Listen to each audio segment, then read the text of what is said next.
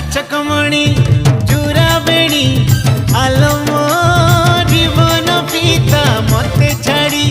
सुना करी